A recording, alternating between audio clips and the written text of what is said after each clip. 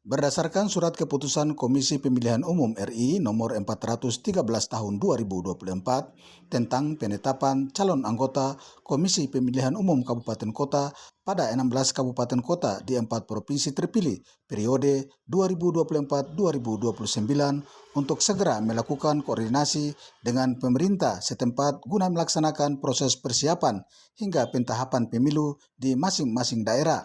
Komisioner KPU Kota Ambon, Kaharudin Mahmud menyebut pihaknya telah melakukan langkah koordinasi dengan pemerintah Kota Ambon dan mitra terkait lainnya untuk melaksanakan amanat undang-undang terkait pemilu kada di masing-masing daerah.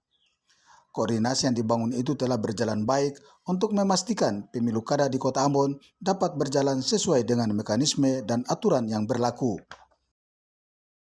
Pada pertemuan dengan pemerintah Kota Ambon, dinyatakan pemerintah Kota Ambon pada prinsipnya akan terus berupaya untuk mendukung kerja KPU Kota Ambon dalam rangka melaksanakan seluruh tugas dan tanggung jawab sebagai penyelenggara, terutama untuk seluruh proses kesiapan dan pentahapan pemilu kada yang sementara berlangsung. Abu Sahubawa, Edwin Ofir, dan Cak Tamaela melaporkan.